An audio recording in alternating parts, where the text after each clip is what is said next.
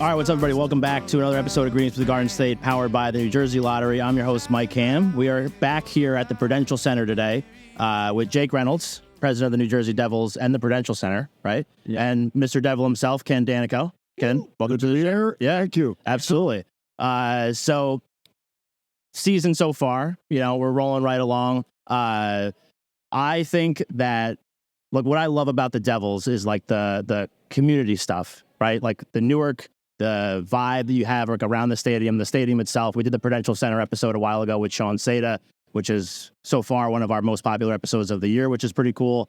But now we're going to get obviously like a little bit more into the Devils stuff. So one thing that I do want to ask you specifically, Ken, is kind of being a part of the organization for a long time, and kind of seeing, right, and seeing kind of the evolution of this franchise from when it first got here in '82 to Jersey in '82, in East Rutherford, then in Newark in what was that, '07, '08, around then. Yes. So take me through kind of like from your perspective, like what that evolution has been like and how Jersey itself has kind of embraced the Devils.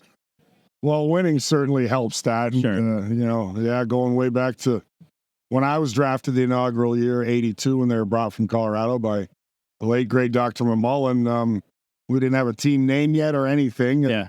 Obviously, hockey wasn't one of the major sports, really wasn't on the radar. I know we had a team across the river, so if you were a hockey fan, you rooted for them, obviously. But, and I didn't know much about New Jersey, to tell you the truth, but I was just excited to have an opportunity and just to see over the years, fast forward, the growth of youth hockey, the growth of the impact the New Jersey Devils have made in the community. You touched on that. And ownership and Jake and everybody now as well, how they, give back and they give back with their hearts. It's serious, to get kids to play. It's an expensive sport, whatever it may be, or just doing things in the community or around Newark. That means a lot to me because I've been here a long time, as you mentioned, and I'm very grateful that the New Jersey Devils fans and hockey fans in general embraced the team, embraced me over the years. I went through a lot of lean years with this team as well, where we were winning 17 games a year in the 80s to becoming a champion with a great group of guys and core group. And that's special. It's not easy to win. And I think that's obviously just grown the fan base and just the interest of the game of hockey in itself. Yeah. And that to me is what it's all about. And it means a lot. And I know it's been tough this year a little bit because of the steps we took last year, the monster steps, the record-setting season they had, and more points than any team I'd been on. But it's still a learning. There's still a learning curve for a young group. They got a good young core, but to understand what it takes every night. And I never knew it until 10 years after my career was over and reflected, and I go, boy, do we have a good core. And going to the Stanley Cup Finals 4 times and winning it 3 times, you start to appreciate and understand the determination, the urgency, the drive, the hating to lose, all those factor in to becoming a champion. And I loved what we did last year. And of course, this year, am I frustrated like the fans? Am I disappointed? Of course. But I'm not going to lie. It's one of those things like before the season, we kept saying with higher expectations comes more responsibility. Sure. And teams are ready for you. And it's never easy. So it's never a clear path to the top. Yeah. Sometimes it's up. Sometimes it's a notch down, which we've seen a little bit this year. But I believe in the group. And again, it's just been one of those. I hope they learn from it. And keep pushing right till the end of the year here and see what we can do. You never know. You have to have faith in a believer that we can go on a 10-2 stretch last. That's right. Or 12-1 or whatever we have left, 13 games, something along those lines. I always believe that because I look no further than 1988 when we made the playoffs for the first time.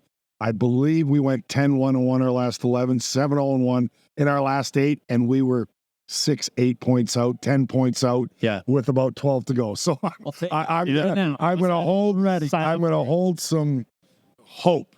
Yeah. You know what I mean? I know it hasn't happened. We win one, we lose a couple, but what better time than right now? That's right. Let's see what happens. But no, I'm grateful to be here. Grateful for this wonderful state that's I call home now. I'm a transplanted Jerseyan, and Just grateful the Devils. They're my family, and I want these guys to succeed because I've been at the bottom, been at the top, and it's pretty special when you do it with a group of guys and in front of fans, which that's what it's all about. Yeah, for sure. And you did mention too testing out the horn, which is awesome. hopefully that goes off a lot. Yeah, a lot. I hear that. And I did like that you said that before, that you're a transplant here. And this show is specifically about New Jersey, which if you couldn't pick that up from the name of the show. But you're also a Jersey transplant too, from Salt Lake City. Yeah. Right? See? Yeah. Research. So take me through kind of like, because obviously Dano has his kind of perspective as a player here for a long time, but also from your perspective too, as an executive and, president of the team and all that kind of stuff, and how, your perspective on, some of the things that he was talking about, but also specifically to Jersey and kind of how the Devils kind of fit right here in Newark. Absolutely. And this is actually my second stint in New Jersey. So I was here 2008 to 2010 with the New York Giants. And so had the opportunity to... I don't know if I even knew that. Yeah. And then I got to come back. So I loved it enough that I came back in the opportunity. One of my daughters was born here. Now, obviously, the opportunity, I have 3 girls, being able to raise all of them in New Jersey. But it's a special state, and it's a unique state. And, I don't know if there's anybody better to talk about the state of hockey in New Jersey than Ken Daneyko and Mr. Devil himself. But he spoke to it, just the way he was embraced when he first came here, the way the state has embraced the sport of hockey. But more so, like, I look at this and the fact that the New Jersey Devils are the only professional sports team that claims New Jersey, like, that says a lot. And I think this fan base, I think this state has reciprocated that same feeling and has shown that same passion, appreciation, and support for this hockey team. Because they know how much that means, and they know there's a tremendous amount of pride in the state. Even though there are a lot of transplants, I think when people come here, they say, oh, wow, this is an unbelievable place to live, to raise a family, to root for your favorite sports team. There is so much that comes with being a part of New Jersey. Yeah. Not just New York, right? This is like, it's our own space. It's a lone state. And, you've had Sean Seda on this podcast before talking about the entertainment side of the business in New Jersey and how we wanted to differentiate the Prudential Center in New Jersey from New York. This is not a standalone market. This is a state, and this is a city, and this is a region that can handle any concert you put. It can handle supporting a sports team like this. But there's just so much opportunity to continue to grow this. It's been pretty fun to see how much this fan base in the state has embraced this team. Yeah. Did you notice, because when the team first came here, they were at Brendan Byrne Continental Airlines over in East Rutherford, which is, honestly not that far away. But then now being right in like downtown Newark at the Prudential Center, and obviously we did a whole episode about the Prudential Center itself and why it's such a great venue and a top 5 venue in the world also. So, like that shift maybe from being out in East Rutherford to now being here and really part of like ingrained in this whole community. Yes. And part of it is just like, it's accessibility.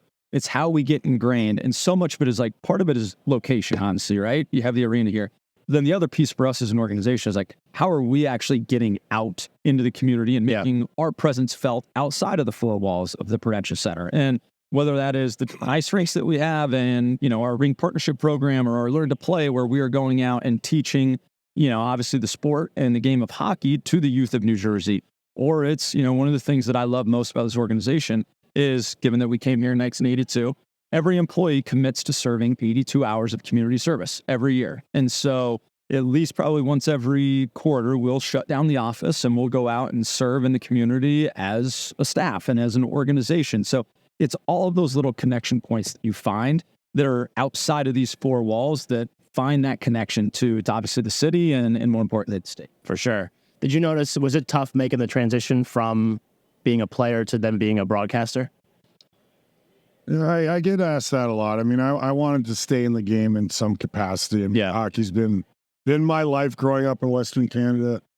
That's what you did coming out of your mother's womb. You'd better put a pair of skates on quickly because that's all you had to do, really. So to come all the way out east, and again, I talk about not knowing much about New Jersey at the time. In fact, I've said it in many interviews and shows where I didn't know where New Jersey was, really, when I got drafted here. But I would have ran the 2,000 miles or whatever it is, and that's the truth, to get my opportunity to fulfill a dream. Now, when I came to Jersey, I embraced it right away. I didn't go home in the off season like other players because there was so much to offer, kind of alluding to what Jake said. We have the Jersey Shore golfing, which I'm a big golfer. They got some of the great golf courses around in the state of New Jersey. So things that I enjoy and like to do. Just when I came here, I was so excited, like I said, to try to fulfill a dream, but to be part of something and the community. And Jake talked about the fans and just the people in general embracing us. And it took some time, I think, excuse me, at the time I came here, give or take a few arenas, there was 6, I believe, arenas in the state. And now there's over 60 along those lines. Sure. So that just tells you right there how the game of hockey has grown tremendously. And to me, that means a lot. You know, obviously, it means a lot to players, whether in my time or the guys now as well, to see the youth get involved and all the things the Devils organization can support, and which they do. And I watch, and I'm not saying it because Jake's sitting here. You know, sometimes you do things just to do them. And it's, you know, you mean well, but you don't put your heart, your soul into it. And, you know, in particular, when the new ownership came in and new management and everything, you could see, I mean, that was as important. Number one, we want to win. And it's about the New Jersey Devils and the team trying to be successful and bring another championship here, because there's nothing like it, as I can attest to that. Sure. But as important, right there is making sure it's a great experience, whether it's to come to a game, whether it's to get to be able to try, like Jake had touched on, to play the game of ice hockey. I've seen so many kids that I've gone on the ice with, whether it's Hockey in Newark or our youth foundation, how these kids have just taken to the game and it's become a passion, and it gives them something healthy to do. And the Devils organization really, especially, you know, since 2014-15 when new ownership and everybody took over, you could see that means almost as much to them as the winning. And yes, don't get me wrong, they're hungry for a winner here too, just as I am, again, because that's why you play, and that's what it's all about. And I know the passion of our fans. You know, this year they're a little frustrated. I sometimes have to have a few chats, keep them from going to the George Washington Bridge possibly, and, you know, well, that's the way, but just, you know, all kidding aside, just to try to help them understand, because it's, what have you done for me lately, game to game, year to year, living and dying with every. We were so on a high last year and winning a playoff round. Sure. I try to remind them that it takes time. But, well, you're building something here. Building something. You know, and I think that's really the key. Like, you talk about the youth and... The ascension's just not, like I said... Exactly. Doesn't just skyrocket. I wanted it to be. I went into the season this year thinking we were a contender for sure. But reality is, it doesn't usually go that way. You always got to go through some bumps in the road. But the young core's got to learn that. And so we'll see where we go from there. But I know I'm a little all over the map. But having said that, I love it. When you're here as long as I have been, 40 plus years, you want to, you know, make people feel good too. And I think our organization really takes the time and makes a huge effort to make people feel good and have opportunities and you know, do really good things in the community. The Mayo Performing Arts Center is the heart of arts and entertainment in Morristown, New Jersey. MPAC presents over 200 events annually and is home to an innovative children's arts education program. To see MPAC's upcoming schedule of world-class concerts, stand-up comedy, family shows, and more, head to mayoarts.org or just click the link in our show notes. Hey folks, I want to tell you about the crew over at Make Cool Shit. These are the magicians who recently gave our podcast a jaw-dropping makeover. You know how we roll here at Greetings with the Garden State podcast, right? We're all about that Garden State attitude. Well, Make Cool Shit shares that same vibe, and they've got something absolutely epic to offer. It's called the Unlimited Cool Shit Design Subscription. It's a game changer, my friends. Imagine this: unlimited creativity, one flat monthly fee, and none of that boring stuff. It's like having your very own army of design superheroes on speed dial.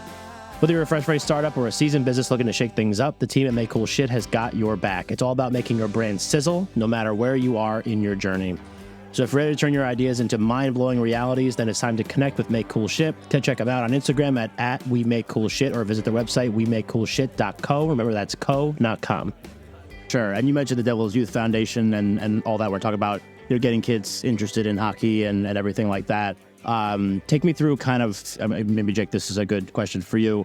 Kind of like the pillars of like that community involvement that the Devils kind of champion almost. Yeah, absolutely. And that's what we rolled out the Devils Youth Foundation 3 years ago, and we wanted this to be a new platform and a new opportunity where we could go out and we could give back to the communities in and around New Jersey. And you look at just the need that is out there across the board, from just food insecurity to nutrition to kids just understanding what does a healthy lifestyle look like.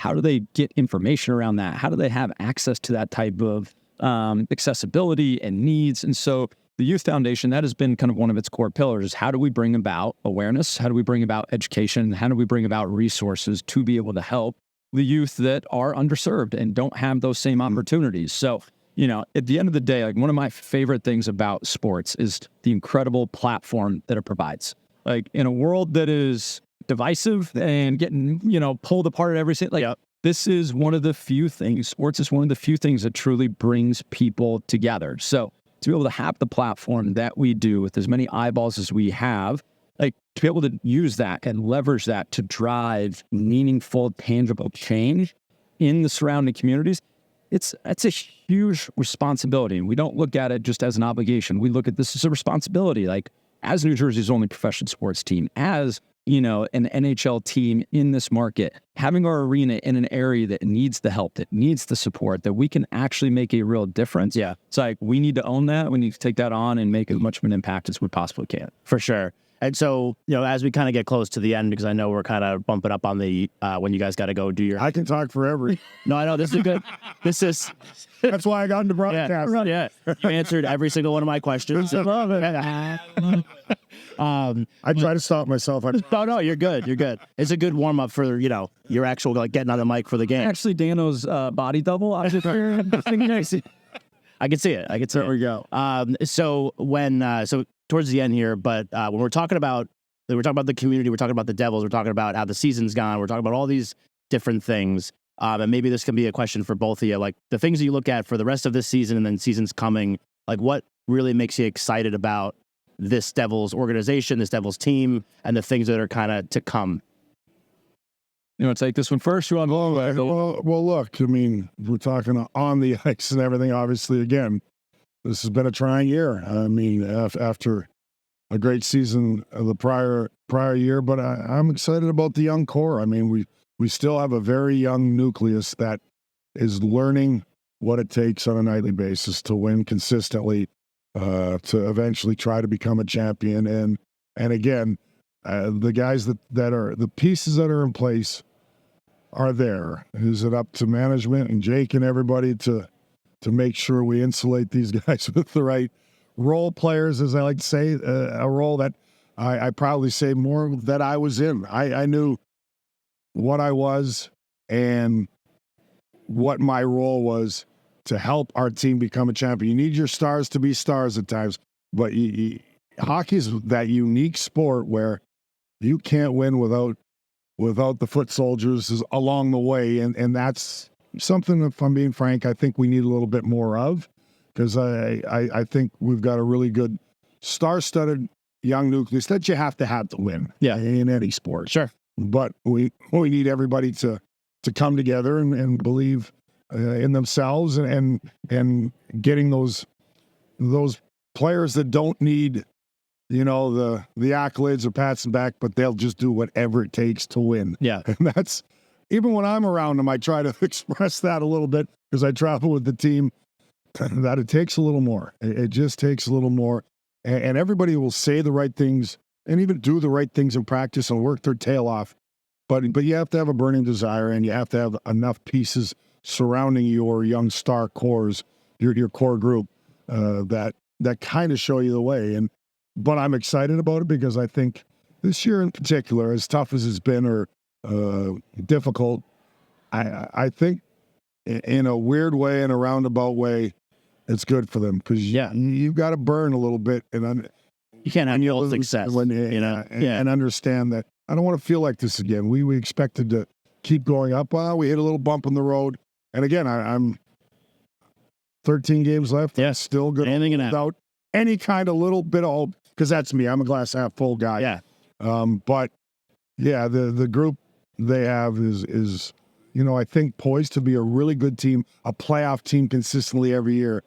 But they have to make sure they focus and hone in on the fact that it got tougher and tougher this year, and they're finding that out. Yeah. So it's never a straight line, right? It's not linear. It is up and down. And, to Ken's point, we looked at a number of teams that have had a lot of success over the course of the last decade or so. And you start to look at some of these teams like a Pittsburgh, a Tampa, Chicago, and you start to look, and every one of those teams, when they had a young core in place, they took a huge leap. They took one slight step back, and then they slingshotted to the top and won multiple cups. And so when you're in the middle of that, it's hard to see anything but what is right in front of you. So as you take a step back and you look at what the trajectory of this team is over the course of the next 8 years, it doesn't change anything.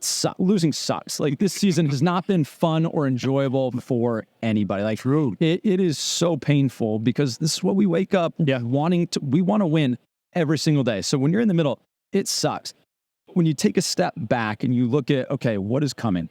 Dano hit it. The core is intact. We know what pieces we need.